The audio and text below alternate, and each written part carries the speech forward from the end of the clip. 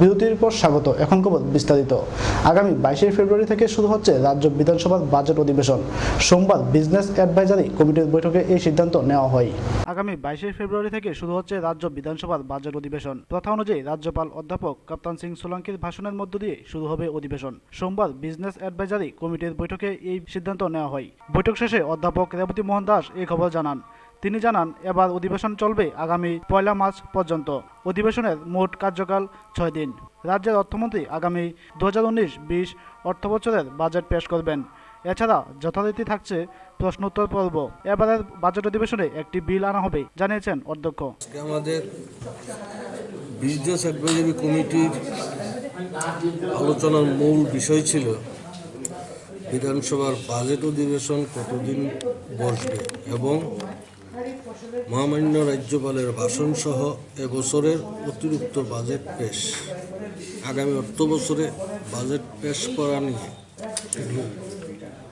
আলোচনার সিদ্ধান্ত হয় এবছর 22 ফেব্রুয়ারি থেকে 1 মার্চ পর্যন্ত অধিবেশন বসবে। ছুটি বাদ দিয়ে মোট 6 দিন অধিবেশন বসবে। এবছর মহামান্য রাজ্যপালের ভাষণ সহ একটি বিল, প্রশ্নোত্তর এবং প্রাইভেট মেম্বার্স রেজুলেশন থাকবে। এখন বিল টিন আছে, বিল একটা আছে। স্যার এটা কততম অধিবেশন স্যার? বাজেট কি পেশ হবে? বাজেট পেশ হবে। বাজেট পেশ হচ্ছে স্যার কততম অধিবেশন? অধিবেশনটা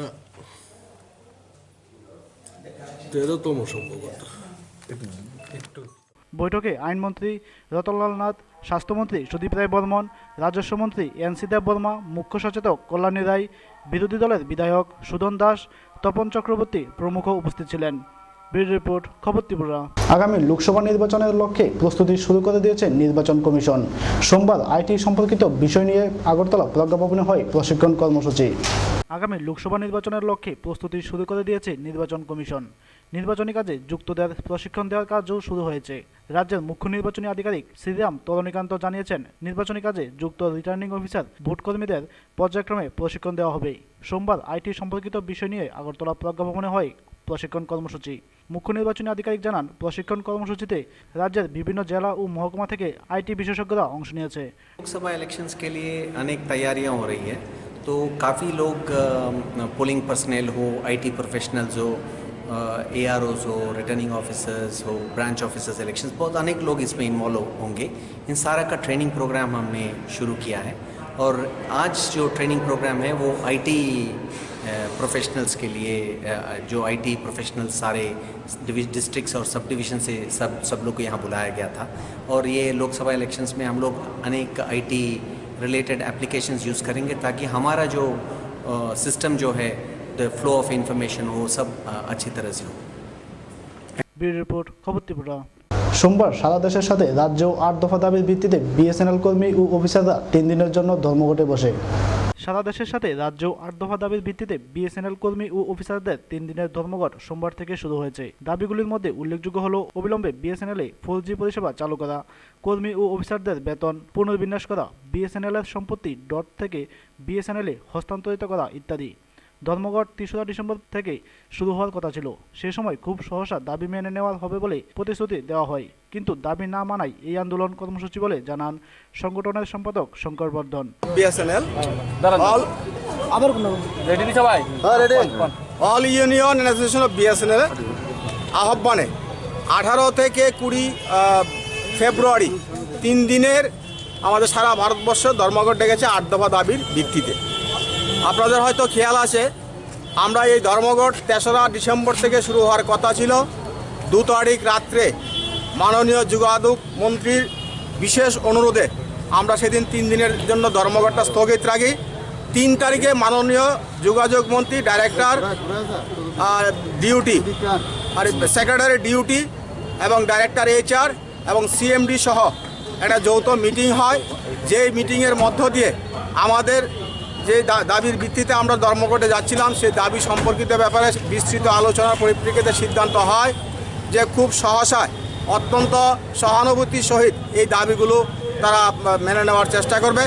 এবং আমাদের এই মুহূর্তে সবচেয়ে যেটা সবচেয়ে মূল্যবান ইস্যু সেটা হলো 4G স্পেকট্রাম দেওয়া। আপনারা জানেন যে বর্তমান যুগে 4G স্পেকট্রাম বিভিন্ন প্রাইভেট অপারেটর অলরেডি চালু করেছে, কিন্তু বিএসএনএলের যার পরিষেবা সারা ভারতবর্ষের সর্বত্র বিস্তৃত, তাকে এই 4G পরিষেবা দেওয়ার জন্য তারা কোনো উদ্যোগ গ্রহণ করছে না। এছাড়া বিএসএনএলের যে সমস্ত স্থাবর সম্পত্তি, যেটা 1/10/2000 চুক্তি হয়েছিল যে সমস্ত স্থাবর সম্পত্তি ডিউটি থেকে বিএসএনএলকে হস্তান্তরিত করবে, সেই জমিগুলোর বর্তমান মূল্য প্রায় 1 লক্ষ কোটি টাকার উপর। সেই জমিগুলো তারা ডিউটি থেকে আমাদেরকে হস্তান্তরিত করার কোনো উদ্যোগ গ্রহণ করছে না। তাছাড়া আমাদের যে সমস্ত পেনশনাররা পেনশনে গিয়েছেন, পেনশন রিভিশন এবং পেনশন কন্ট্রিবিউশন, এই সমস্ত 8 দফা দাবির ভিত্তিতে আমরা আজকে লড়াই সংগ্রামে অবতীর্ণ হচ্ছি। কারণ আমরা বিগত 3রা ডিসেম্বর থেকে আজকে পর্যন্ত প্রায় 2.5 মাস সময় আমরা অতিবাহিত করলাম।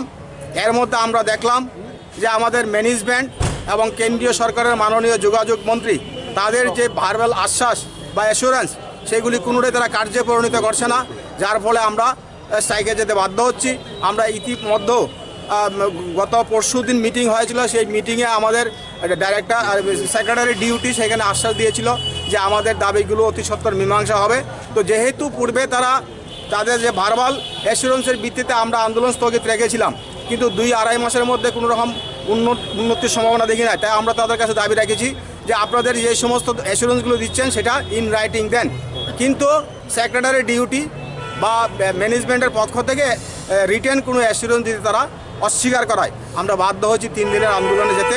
আজ থেকে আমাদের 3 দিনের এই লড়াই শুরু হলো, এবং আগামী 3 দিনের এই লড়াইয়ে যদি আমাদের দাবি মীমাংসা না হয়, আমরা আগামী বৃহত্তর সংগ্রামে আমরা যাব।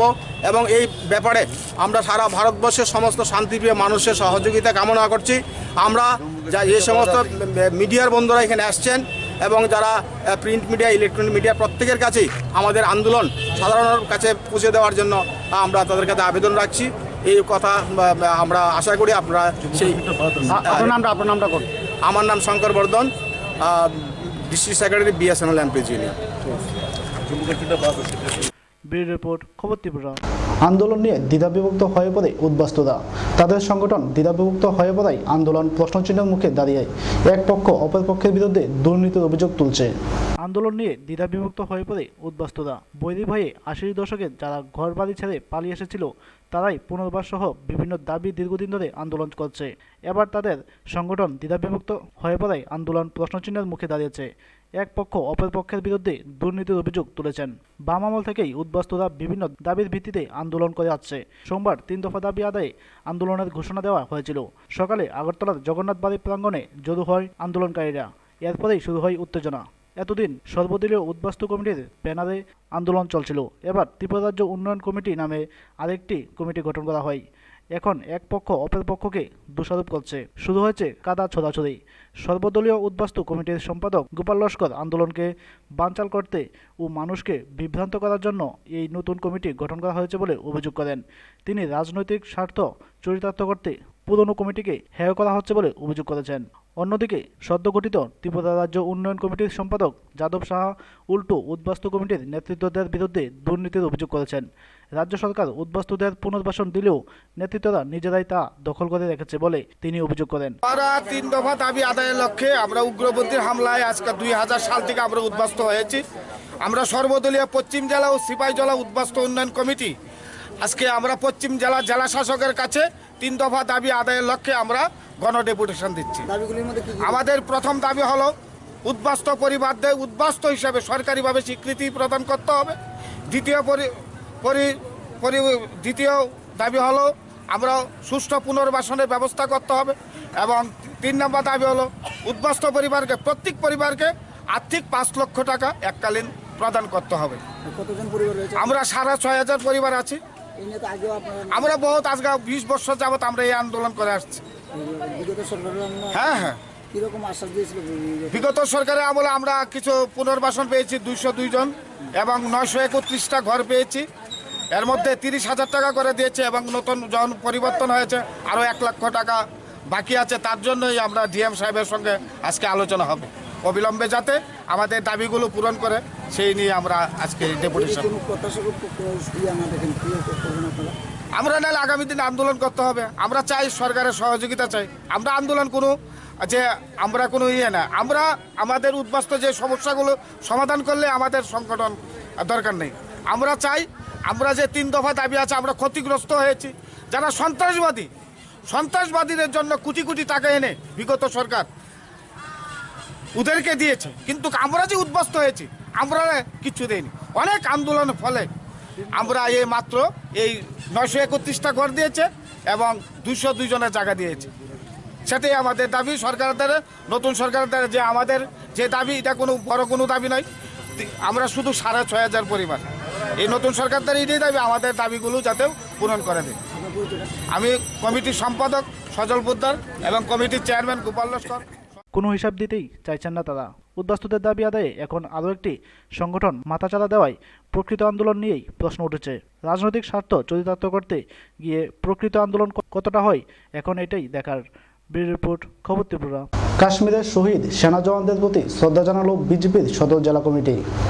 কাশ্মীরে শহীদ সেনা জওয়ানদের প্রতি শ্রদ্ধা জানালো বিজেপির সদর জেলা কমিটি। কমিটির উদ্যোগে সোমবার শহীদদের স্মৃতিতর্পণ করা হয়। সদর জেলা সম্পাদক মানিক দাস এই ঘটনার নিন্দা করে বলেন, সেনা জওয়ানদের আত্মত্যাগ বৃথা যাবে না। তিনি শহীদ সেনা জওয়ানদের পরিবার পরিজনদের প্রতি সমবেদনা জানিয়েছেন। পাকিস্তানকে হাতিয়ার করছে বন্ধু, ভারতবর্ষ বারবার আক্রান্ত হয়েছে। বারবার যত শক্তি পাকিস্তানে 65 সালে আক্রমণ করেছিল, 71 সালে আক্রমণ করেছিল, বারবার পরাস্ত হয়ে এই দেশ থেকে তাড়িত হয়েছে। আবারও সময় এসছে ভারতবর্ষ সারে জাহাঁ সে আচ্ছা হিন্দুস্তান হামারা, হিন্দুস্তান আবারও সেই পূর্বের মতন এখনো শক্তিশালী আছে যতদিন পৃথিবীতে। ব্যুরো রিপোর্ট, খবর ত্রিপুরা।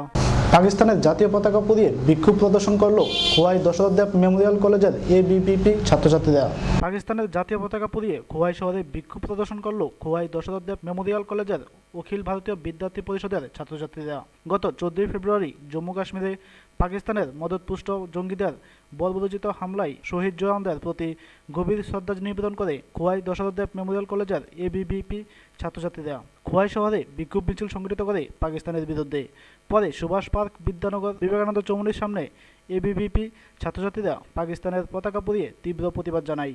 এদিকে সবাই আমরা বেকুল হয়ে আছি যে আমাদের 14 ফেব্রুয়ারি আমাদের বীর সেনারা কাশ্মীরে শহীদ হয়েছে, তো এবং পাকিস্তানকে ধিক্কার জানিয়ে আজকে আমরা একটা বিক্ষোভ প্রদর্শন করেছি খোয়াই দশরথ দেব মেমোরিয়াল কলেজের ছাত্রছাত্রীরা, খোয়াই এবিপি অখিল ভারতীয় বিদ্যার্থী পরিষদের কার্যকর্তারা সবাই মিলে। কারণ আরেকটা কথা সবকে আমি চেতাবনী দিতে চাচ্ছি যে ভারতের খেয়ে এবং ভারতের যারা দুর্নাম করছে এবং ভারত বিরোধীদের যারা লাগাচ্ছে, আমি তাদেরকে হুঁশিয়ার করে দিচ্ছি যে তোমরা এখন সময় এসে ঠিক হয়ে যাও এবং পাকিস্তানের দালালি এখনো বন্ধ করে দাও এবং আমাদের সেনারা যোগ্য স্বভাব দিচ্ছে এবং দিয়ে যাবে। কারণ ভারতের সঙ্গে যা টকরায়েগা ও চুন। ব্যুরো রিপোর্ট, খবর ত্রিপুরা। প্রতিবাদ ও নিন্দার অঙ্গ হিসাবে বীর সেনানীদের শ্রদ্ধাঞ্জলি ও তাদের আত্মার সদ্গতির কামনার্থে তেলমোড়া 60টি বিদ্যালয়ের ছাত্রছাত্রীরা একটি র্যালি সংগঠিত করল। রক্তপিপাসু পাকিস্তানি জঙ্গিরা নির্বিচারে 44 জন সিআরপিএফ জওয়ানদের হত্যা করেছিল চলতি মাসের 14 ফেব্রুয়ারি। এরপর থেকে দেশবাসীরা প্রতিবাদের ঝড় তুলেছিল সর্বত্রই। যদিও ঘটনার 96 ঘন্টা অতিক্রান্ত, এই নির্মম ঘটনা প্রসঙ্গ নিয়ে নিন্দা প্রতিবাদের ঝড় থেমেই বর্তমানেও তা অব্যাহত। প্রতিবাদ ও নিন্দার অঙ্গ হিসাবে বীর সেনানীদের শ্রদ্ধাঞ্জলি ও তাদের আত্মার সদ্গতির কামনার্থে তেলিয়ামুড়া শহর এলাকার 60টি বিদ্যালয়ের ছাত্রছাত্রীরা পথে নামল। ওইসব ছাত্রছাত্রীরা প্রথমে টাউন হলে তথা চিত্রাঙ্গদা কলাকেন্দ্রের সামনে জড়ো হয়। সেখান থেকে ছাত্রছাত্রীরা এক র্যালি অনুষ্ঠিত করে। এ র্যালিতে প্রায় 60টি স্কুলে 2500 ছাত্রছাত্রী ও শিক্ষক শিক্ষিকারা র্যালিতে হাঁটলেন। পরে এক শিক্ষক জানান, এমন নাক্কারজনক ঘটনা যাতে আর একটিও না ঘটে। আমরা তেলেমুড়া পুর পরিষদের 60টি বিদ্যালয়ের প্রায় 2500 স্টুডেন্ট এবং শিক্ষক শিক্ষা মন্ডলী সমবেত হয়েছে। তার মূল উদ্দেশ্যটা কি আজকে র্যালির? এটা মূল উদ্দেশ্য হচ্ছে কাশ্মীরের পুলওয়ামাতে গত 14 ফেব্রুয়ারি সন্ত্রাসবাদীর দ্বারা যে বর্বরচিত এবং কাপুরুষিত হামলায় আমাদের ভারতবর্ষের প্রায় 44 জন জওয়ান নিহত হয়েছে, তাদের বিদেহী আত্মার প্রতি সদ্গতি এবং তাদের সুখ সন্তপ্ত পরিবারের প্রতি সমবেদনা জানার জন্য আমরা আজকে এই আমরা সবাই বুকে কালো বেশ ধারণ করে এলে আমরা শহর পরিক্রমা করেছি। ব্যুরো রিপোর্ট, খবর ত্রিপুরা। ঊনকোটি জেলা অন্ধ নিবারণ সংস্থা ও কৈলাসহর লায়ন্স ক্লাবের উদ্যোগে এক মেগা চক্ষু অপারেশন শিবির অনুষ্ঠিত হয় ঊনকোটি জেলা হাসপাতালে। ঊনকোটি জেলা অন্ধ নিবারণের সংস্থা ও কৈলাসহর লায়ন্স ক্লাবের উদ্যোগে এক মেগা চক্ষু অপারেশন শিবির চলছে ঊনকোটি জেলা হাসপাতালে। এখন পর্যন্ত 2 শতাধিক রোগী অপারেশনের সুবিধা পাবে বলে সংস্থার তরফে জানানো হয়েছে। মেগা চক্ষু অপারেশন শিবিরে কলকাতার বিশিষ্ট চক্ষু রশিদ পাল, আগরতলা রবীন্দ্র দাস, ঊনকোটি জেলা হাসপাতালের চক্ষু বিশেষজ্ঞ দেবল কিশোর পাল ও অবসরপ্রাপ্ত চক্ষু বিশেষজ্ঞ সত্যজিৎ পাল সহ এক বিশেষ প্রতিনিধি দল এই চক্ষু অপারেশন করছে। লায়ন্স ক্লাবের পক্ষ থেকে প্রতি বছরই এই ধরনের চক্ষু অপারেশন শিবির আয়োজন করা হয়। এই চক্ষু অপারেশন শিবিরের সম্পূর্ণ বিনামূল্যে, যার প্রত্যেকটি অপারেশন বেসরকারিভাবে করলে 5 থেকে 7,000 টাকা খরচ হয়। সেক্ষেত্রে এই উদ্যোগের ফলে উপকৃত হবেন প্রায় 2 শতাধিক রোগী। ঊনকোটি জেলার প্রায় প্রতিটি হাসপাতালেই চক্ষু অপারেশনের জন্য রোগী শনাক্তকরণের প্রক্রিয়া চলছিল। এই ব্যাপারে বলতে গিয়ে লায়ন্স ক্লাবের সম্পাদক সঞ্জিত চৌধুরী বলেন, এবং জেলা অন্ধত্ব নিবারণী সমিতির যৌথ উদ্যোগে আজ এক মেগা চক্ষু শিবির চলছে। এই চক্ষু শিবিরে উপস্থিত আছেন কলকাতা তথা ভারতবর্ষের প্রখ্যাত চক্ষু সার্জন ডক্টর রতীশ পাল সহ 8 জনের এক মেডিকেল টিম। আছেন আগরতলা থেকে প্রখ্যাত আই সার্জন এবং এখানের একজন গেস্ট আই সার্জন যিনি এখন রিটায়ারমেন্ট ডক্টর সত্যজিৎ পাল সহ আরও অনেক স্টাফ। টোটাল মাছমারা, পেচাত্তল, রাজকান্দি, কাঞ্চনবাড়ি এবং মনু থেকে সহ এখন পর্যন্ত প্রায় 200 উপরে রুগী আমরা আয় শনাক্তকরণ করে এখানে কালকে থেকে আসা শুরু হয়েছে। আমরা সবাইকে গাড়ি দিয়ে এখানে নিয়ে এসেছি। আজকে সারাদিন অপারেশন চলবে। অপারেশন শেষ হওয়ার পর কালকে আমরা গাড়ি দিয়ে আবার যথাস্থানে তাদের পৌঁছিয়ে দেব। তো এই কাজে সহায়তা করার জন্য আমরা এখানে যা স্টাফ আছে আই ডিপার্টমেন্টে সবার সহযোগিতা আমরা কামনা করছি।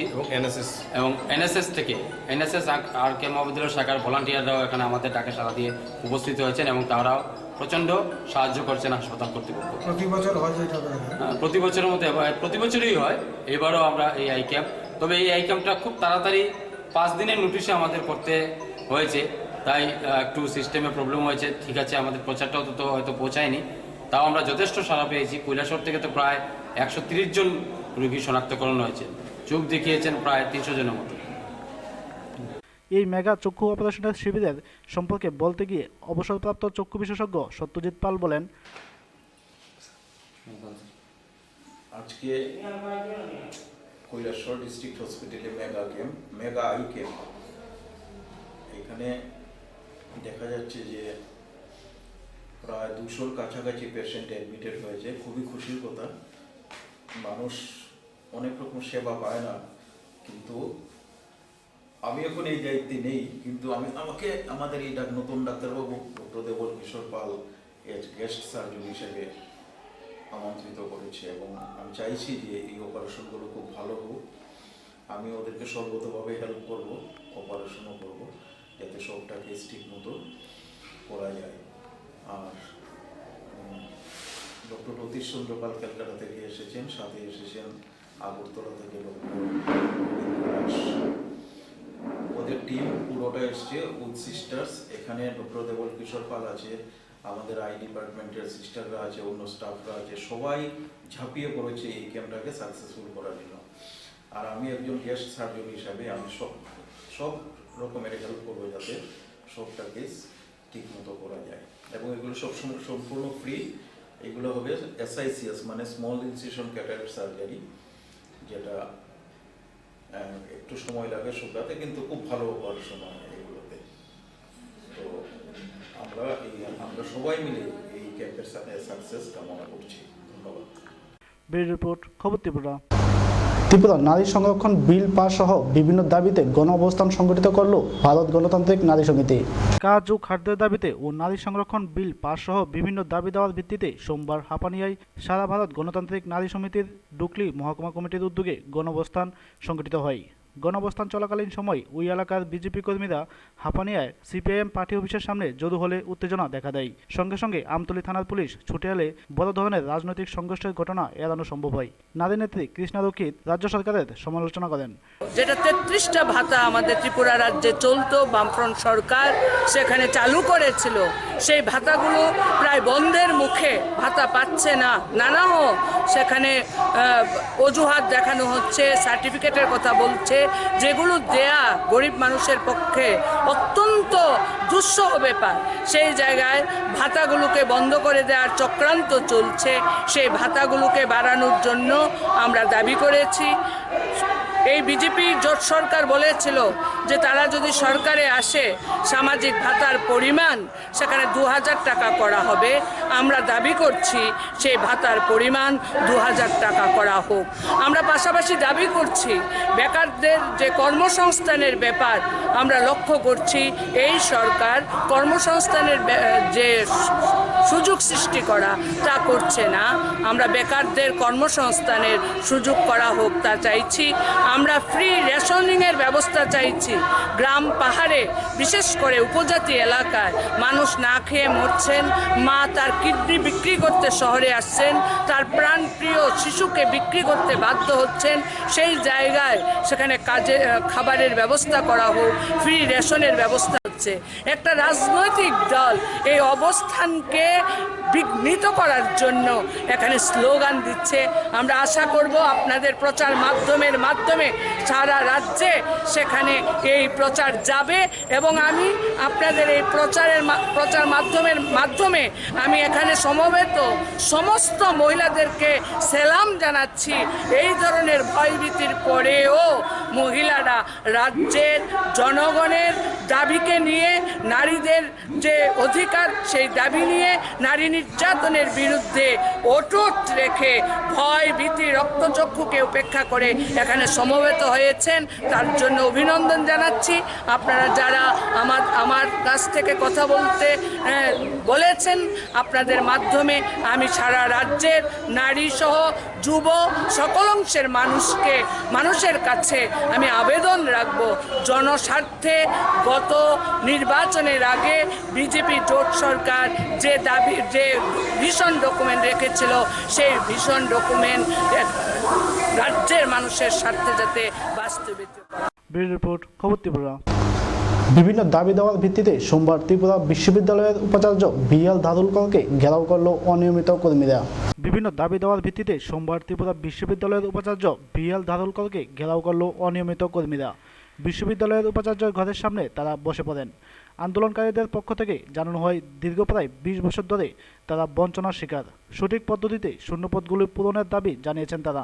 শূন্যপদগুলি পূরণের ক্ষেত্রে অনিয়মিতদের প্রাধান্য দেওয়ার দাবি জানায় আন্দোলনকারীরা। আমাদের রেগুলার করা নিয়ে, তারপরে যে সিএলটিএস স্টাফদের বকেয়া দেওয়া, তারপর আপনাদের আউটসোর্সিং যে স্টাফগুলো আছে ওদের আমরা এর আগেও অনেকবার ডিসি স্যারের কাছে ডেপুটেশন দিয়েছি, কিন্তু বিভিন্ন রকম মানে কি বলবো পেমেন্টের ওদের পেমেন্ট করার জন্য বিভিন্ন রকম ডকুমেন্টস এনে দিয়েছি ওনার কাছে, এখন পর্যন্ত কোনো হেলদোল নেই এই ব্যাপারগুলো নিয়ে। তো আমরা দীর্ঘদিন দেখার পর আজকে ডিসি স্যার আমাদের এখানে এসেছে, প্রায় 7-8 মাস হয়ে গেছে, বিভিন্নভাবে দিয়েছি, তারপরেও ওনার এই ব্যাপারে হেলদোলে। আজকে আমরা ওনার কাছে মানে ডেপুটেশনের মাধ্যমে আমরা আমাদের দাবি দেওয়াগুলো আবার পুনরাবৃত্তি করতে চাইছি, দেবো ওনার কাছে। যদি আমাদের দাবি দেওয়াগুলি সহজে উনি মেনে যায় তাহলে তো আমাদের পক্ষে ভালো, আর যদি না মেনে যায় আজকে আমরা এখানেই ধর্নাতে বসবো। এটা আমাদের দাবি দেওয়া যতদিন পর্যন্ত উনি না মানবেন আমরা ততদিন পর্যন্ত এখানে বসে থাকবো।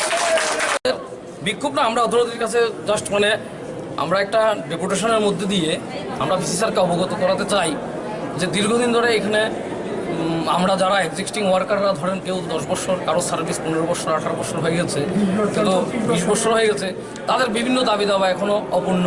তারপরে ধরেন আমাদের একটা মেজর সমস্যা, আমরা কিছু সংখ্যক কর্মচারী বিগত দিনে রেগুলার হয়েছে, কিন্তু তাদের সার্ভিস কনফার্মেশন নিয়ে এখনও কোনো হেলদোল নেই, তাদের সার্ভিসকে কনফার্মেশন করার কোনো উদ্যোগ নেওয়া হচ্ছে না। আর দ্বিতীয়ত এক্সিস্টিং আরআর মূলে আমরা যখন বিভিন্ন সময় আধিকারিকের কাছে যাই বলা হচ্ছিল যে না এই আরআর মূলে হবে না, কিন্তু দেখা গেছে আধিকারিক বিভিন্নভাবেই রেজিস্টার পোস্ট রিক্রুট করা হচ্ছে, ডিপিসি ডিপার্টমেন্টাল প্রমোশনটা করা হচ্ছে, তথাপি ধরুন ডিপার্টমেন্টাল প্রমোশন হচ্ছে, ডেপুটি রেজিস্টার প্রমোশন হচ্ছে, টিচারদের সিএস হচ্ছে। তো এগুলো হলে এক্সিস্টিং আরআর দিয়ে আমাদের দাবি আধিকারিকের কাছে যে যেই পোস্ট অলরেডি ভ্যাকেন্ট সেই পোস্টে আমাদের নিয়মিত করা হোক। ব্যুরো রিপোর্ট, খবর ত্রিপুরা। সিপিআইএম বক্সনগর ও বেলুয়াচর অঞ্চল কমিটির যৌথ উদ্যোগে 10 দফা দাবির ভিত্তিতে এক গণডেপুটেশন প্রদান করল বক্সনগর ব্লকে বিডিওর নিকট। সিপিআইএম বক্সনগর ও বেলুয়াচর অঞ্চল কমিটির যৌথ আহ্বানে জনজীবনের 10 দফা দাবির সম্বলিত নিয়ে বক্সনগর ব্লকে বিডিওর নিকট 5 জনের প্রতিনিধি দল গণডেপুটেশন সংগঠিত করেন। উল্লেখ্য, গত 3রা মার্চের পর বক্সনগর বিধানসভাতে প্রকাশ্য কোনো আন্দোলন কর্মসূচি পালন করেনি সিপিএম দল, কিন্তু কংগ্রেস ইতিমধ্যেই 5-6টি কর্মসূচি করে নিয়েছে। আজ বেলা 2:30 সময় কাঁঠালতলী বাজার প্রাঙ্গণ থেকে একটি মিছিল সংগঠিত করে এলাকার বিভিন্ন পথ পরিক্রমা করে ব্লক অফিসের সামনে মিলিত হয়। মিছিলের অগ্রভাগে ছিলেন সোনামুড়া মহকুমার সিপিআইএম দলের রাজ্য কমিটির সদস্যদ্বয় শহীদ চৌধুরী, রতন সাহা, শামসুল হক, সুরেশ দাস। 5 শতাধিক মানুষ এই মিছিলে অংশ নিয়েছে বলে ধারণা সিপিআইএম নেতৃবৃন্দের। পরে খুরশিদুর রহমানের নেতৃত্বে 5 জনের প্রতিনিধি দল বিডিও ধ্রুতি শেখর রায়ের নিকট পেশ করলে 10 দফার দাবি যুক্তিকতা স্বীকার করে দাবিগুলি তার ঊর্ধ্বতন লেভেলে পাঠাবে বলেন। সরকারের সময়তে ছিল না খুশিমতো কাজ করলো, এরকম একটা সিদ্ধান্ত কেউ, কিন্তু এখন সেটা হচ্ছে সেই পরিবেশ না। এই রাজ্যের জনগণকে উদ্যোগী হতে হবে, এগিয়ে যেতে। আমি আশা করি মনের মধ্যে সরকারি এই মানুষের কর্মসংস্থান, বেকার মজুরি এইভাবে ভাতা নিয়ে হয়রানি করছেন।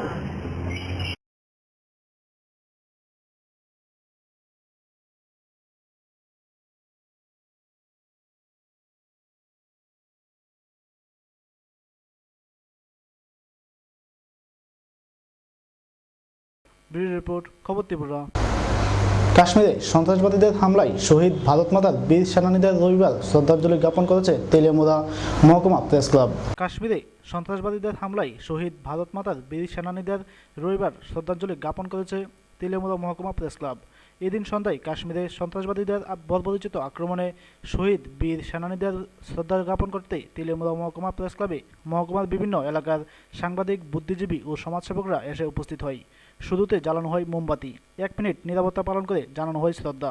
পরে এক তেলিয়ামুড়া মহকুমা প্রেস ক্লাবে ভারত মাতার শহীদ বীর সেনানীদের পরিবার পরিজনদের প্রতি জানানো হয় সমবেদনা। পাশাপাশি ভারতবাসীর প্রতি ঐক্য ও সংহতি বজায় রাখার আহ্বান জানান। আজকের শ্রদ্ধাঞ্জলি জ্ঞাপন অনুষ্ঠানে প্রেস ক্লাবে সভাপতি পবন পোদ্দার, সম্পাদক দীপক দাস, সহসভাপতি বিমলেন্দু দাস, সহ সম্পাদক সঞ্জিত দাস, কোষাধ্যক্ষ সুজিত চন্দ্র প্রমুখরা উপস্থিত ছিলেন। ব্যুরো রিপোর্ট, খবর ত্রিপুরা। একই রাতে একটি রেশন দোকান ও একটি প্রাইমারি স্কুলে তাণ্ডব চালায় একদল চোর। ঘটনা কৈলাসহর মহকুমাধীন ভগবাননগর গ্রাম পঞ্চায়েত এলাকায়। একই রাতে একটি রেশন দোকান ও একটি প্রাইমারি স্কুলে চোরের দলের তাণ্ডব। ঘটনা কৈলাসহর মহকুমার ভগবাননগর গ্রাম পঞ্চায়েতের 1 নং ওয়ার্ডে। দুটি ক্ষেত্রেই পুলিশ অভিযোগ দায়ের করা হয়েছে এবং পুলিশ ঘটনাস্থলে এসে তদন্ত শুরু করেছে। কৈলাসহর ধর্মনগর মেইন রোডের পাশে ভগবাননগর এলাকায় গতকাল রাতে একটি ন্যায্য মূল্যের দোকান ও গুরুকুঞ্জ আশ্রম নির্ম বুনিয়াদী বিদ্যালয়ে চোরের দল তাণ্ডব চালায়। স্কুল থেকে তেমন কিছু চুরি না হলেও স্কুলের সমস্ত নথিপত্র ও মিড ডে মিলের জিনিসপত্র তছনছ করে চোরের দল। স্কুলের 100 মিটারের মধ্যেই ন্যায্য মূল্যের দোকান। এর পেছনের জানালার রড ভেঙে ভেতরে প্রবেশ করে চোরের দল। রেশন ডিলারের বক্তব্য অনুযায়ী কিছু চাল ও ডালের বস্তাসহ নগদ অর্থ চুরি করে নিয়ে যায় চোরের দল। প্রধান সড়কের সাথে এভাবে চুরির ঘটনায় পুলিশ প্রশাসনের উপর আস্থা হারিয়ে ফেলেছে সাধারণ মানুষ। কালকে আমরা রেশন দোকান খুলছি, খোলানোর পরে সেইটাই দিছি দিয়া আমরা 7:30 8টা নাগাদ বন্ধ করছি। তো সকালবেলা আমরা আবার আইসি দোকান খুলতাম, তখন দিকে ভাঙ্গিয়ে রাত্রে সুট ঢুকছে। সুট ঢুকিয়া প্রায় 26 ব্যাগের মতো চাল নিছে, 26-27 ব্যাগ হইবে এরকম চাল নিছে। আর ডাইল নিছে 5-6 ব্যাগ, আর আটা নিছে 3 থেকে 4 ব্যাগ এরকম। তো এরপরে আমি দেখছি খুচরা 1200 টাকার মতো নিয়েছে, যেটা আমরা সবসময় ক্যাশে রাখিয়া যাই। এরপরে আমি দেখানোর পরে আমি পুলিশে কমপ্লেন করছি থানাতে যাইয়া। তারপরে কৈলাসহরে এসডিএম স্যারের মোটামুটি কথা হয়েছে। স্কুলের নাম গুরুকুঞ্জ আশ্রম জেবি স্কুল। কি হয়েছিল? তো কি আমরা তো স্কুলে এলাম যথারীতি, আমরা রোজ আমরা যেভাবে 10:30টার সময় আয়া দেখলাম যে গেট, মেন গেটটা যে গ্রিলের গেটটা সামনে, এটা তো বন্ধ, তালা মারা। আমরা তালা খুলিয়ে ঢুকলাম, দেখি মানে অফিস রুমের তালাটা পাথর দিয়া ভাঙ্গা। তো লগে লগে আমি থানারে কল করলাম। তারপরে ওই আইএস স্যার আমি কল করছি, তো স্যারে কইছে একটা FIR থানাতে করো, এটা কইছে। তারপরে আমরা তো মানে ঢুকছি না, থানা পরে আইসে পরে আমাদের মানে তারা পরে খুলছে, দরজা খুলিয়া ঢুকছে। তো এখানে তো জিনিসপত্র চিত্রাইল, এমনি তো আমরা অফিসিয়াল ডকুমেন্টস যে গোডরেজ তালা মারা, এটা তো গোডরেজ খুলতে পারছে না, তারা ভাঙতে পারছে না। এমনি অফিসিয়াল কিছু ইয়ে করছে না, কিছু তো দেখলাম না। কিন্তু ওখানে সন্দেহ একটা এখানে যে তারা যে মানে আগুন দিয়ে কিছু পুরাইছে, অনেক পুরানো নিয়ে যদি কোনো ডকুমেন্টস পুরলো, এটা তো আমরা আর ঠিক করতে পারলাম না। ব্যুরো রিপোর্ট, খবর ত্রিপুরা। ঊনকোটি জেলার সংশোধনাগারে চলছে অবাধে বিদ্যুৎ চুরি, নির্বিকার বিদ্যুৎ নিগম। রক্ষকে যখন ভক্ষক, সেখানে কি আবার আইন চলবে? খুদ আইনের মানুষ ভক্ষক। প্রকাশ্য দিনের বেলায় কৈলাসহরের ঊনকোটি জেলার সুপারিনটেন্ডেন্ট অর্থাৎ জেলার সঞ্জিত দেব বর্মা চুরি করে হুকলাইন দিয়ে বিদ্যুৎ ব্যবহার করেছেন, তাও আবার সরকারি কোয়ার্টারে। সঞ্জিত দেব বর্মা গত বছরের ডিসেম্বর মাসের 15 তারিখ সাবরুম জেল থেকে বদলি হয়ে কৈলাসহর জেলে যোগদান করেন। জেলের অফিসের পাশে প্রায় 30টি সরকারি কোয়ার্টার রয়েছে। এই সবগুলি কোয়ার্টারে জেলের সরকারি স্টাফরাই পরিবার নিয়ে থাকেন। তবে সঞ্জিত দেব বর্মা সরকারি কোয়ার্টারে একাই থাকেন। সঞ্জিতবাবু চুরি করে শুধুমাত্র বিদ্যুতেই ব্যবহার করেন না, সঙ্গে উনি বাথরুমের জল গরম করে স্নান করেন এবং রান্নাও করেন ইলেকট্রিক ওভেন দিয়ে। এ ব্যাপারে সঞ্জিতবাবুকে জিজ্ঞাসা করা হলে উনি বলেন, এটা সম্পূর্ণ মিথ্যে ঘটনা, উদ্দেশ্য প্রণোদিতভাবে আমাকে ফাঁসানোর জন্য এটা বলা হচ্ছে। ফের প্রশ্ন করা হলে তখন সঞ্জিতবাবু বলেন, প্রথম দিকে 2-3 দিন কোয়ার্টারে চুরির লাইন থাকলেও এখন নেই। গত ডিসেম্বরের 15 তারিখ আপনি জয়েন করার পরে এই কৈলাসহর সংশোধনাগারেতে আপনার পাশেই যে কোয়ার্টারটা সরকারি কোয়ার্টারে থাকেন, এই কোয়ার্টারটাতে নাকি আপনি অবৈধভাবে সরকারি লাইন চুরি করিয়া আপনি বুক করতেছেন, কি বলবেন? না, সেটা তো সম্পূর্ণ ভিত্তিহীন। হ্যাঁ, তার কোনো সরকারি লাইন কারেন্ট অবৈধভাবে ব্যবহার করা প্রশ্নই ওঠে না। এটা তো সম্পূর্ণ একটা চক্রান্তমূলক।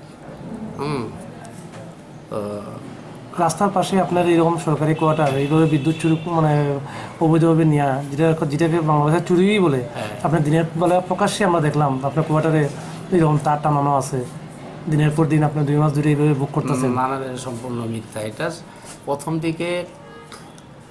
প্রথমে তো আসার সাথে সাথে তো আর কারেন্ট জয়েন করা যায় না, সংযোগ দেওয়া যায় না। এটা তো প্রথমে 1-2 দিন তো ইউজ করছি। পরবর্তী সময় তো আমি আমার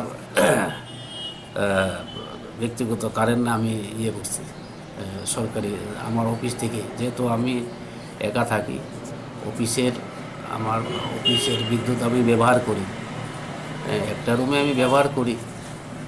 সরকারি থেকে তো অবৈধ প্রশ্নই ওঠে না। এটা সম্পূর্ণ মিথ্যা, এটা ভিত্তিহীন। কিন্তু আপনার কোয়ার্টারের সামনে যে লাইনটা দেখলাম, এটা তো দেখলাম যেটা চুরি করা লাইন। এটা অতীতে, কারণ আজকে তো প্রায় 2 মাসের উপরে হলো।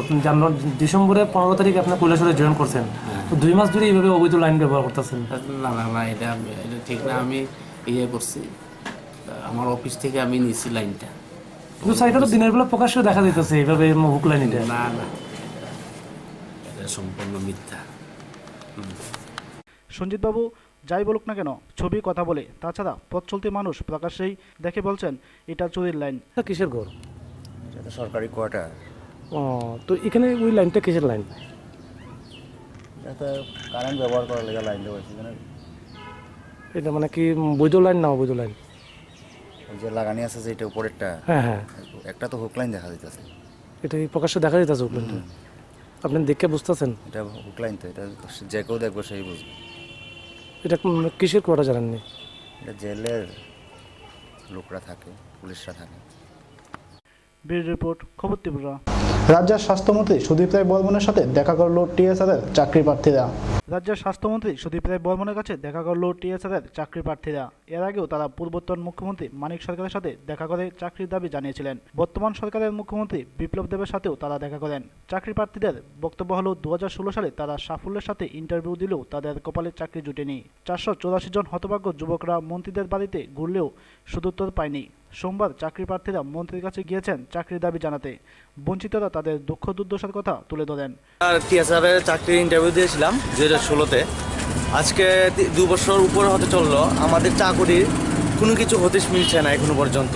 আমরা এর আগেও সিএমের কাছে অনেকবার গিয়েছি, বিগত এই সরকারের কাছে অনেকবার এসেছি, কিন্তু দেখা যাচ্ছে সরকারে আশ্বাস দিচ্ছে কিন্তু এর প্রতিফলন কিছুই হচ্ছে না।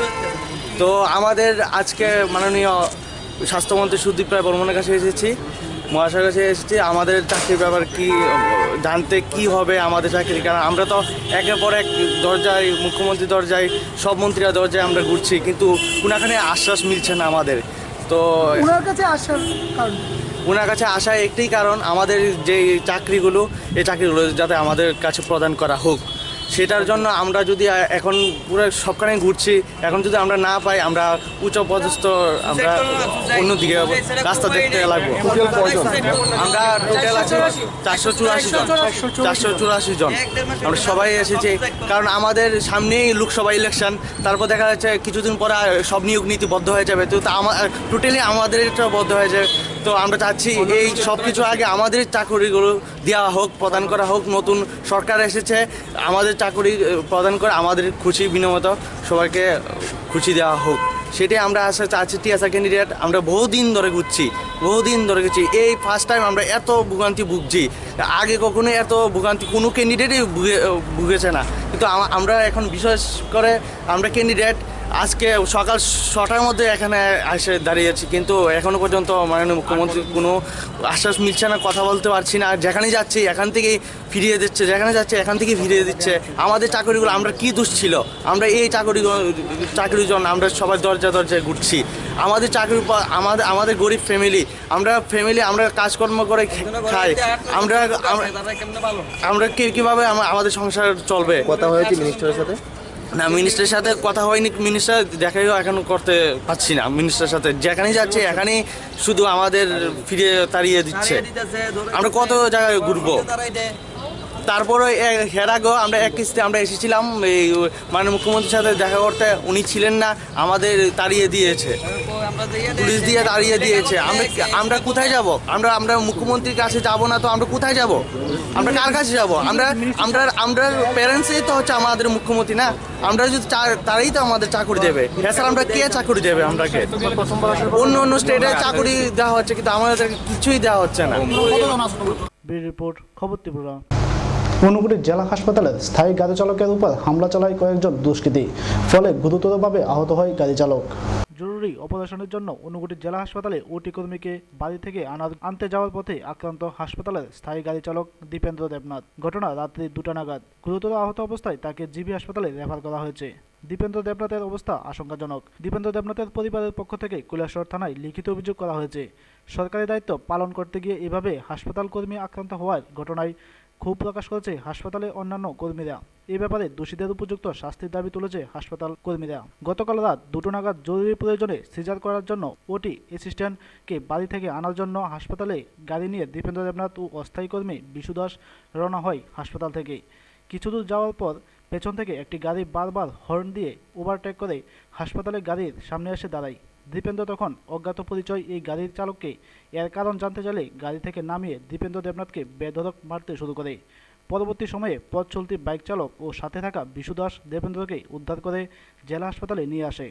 অবস্থা আশঙ্কাজনক হওয়ায় কর্তব্যরত চিকিৎসক সাথে সাথে জিবি হাসপাতালে রেফার করে।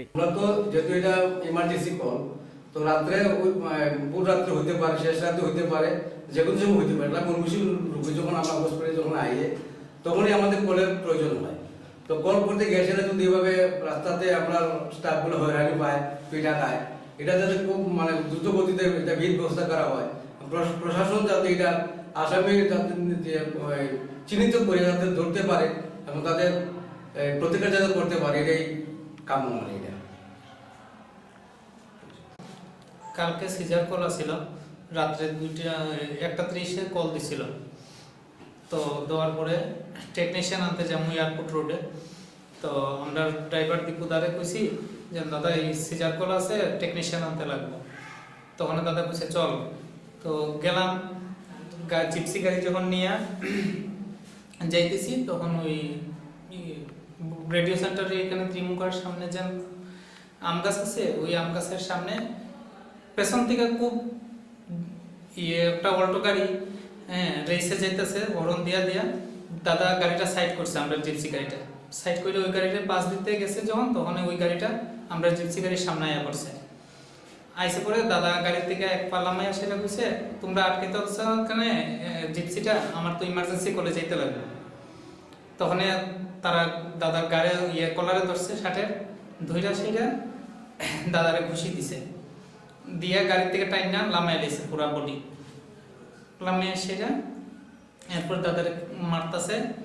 এরপরে আমি পিএসরে ফোন করছি, আমরা যে টেকনিশিয়ান দাদারে আনতে যাবো ওই টেকনিশিয়ান দাদারে কইছি যে পিএসরে ফোন কর, দাদারে তো মারতাছে রাস্তার মধ্যে। এরপরে একটা বাইক গেছে, তারা 2 জন গেছে, কে বা কারা জানি না, গিয়া সেরা তারা আর আমার গাড়ি থেকে লামে সেরা, এরপরে 3 জনে মিলে দাদারে নিয়ে এসেছি হসপিটালে। হ্যাঁ, তো যখন যে গাড়ি থেকে লাইমা মারছে হ্যাঁ তো গাড়ি দিয়ে আনতে চায় না। এরপরে যে দাদা একজন আসছিল তাই নিয়ে কুদাম দিচ্ছে, তাদের না নিতেই লাগে। ব্যুরো রিপোর্ট, খবর ত্রিপুরা।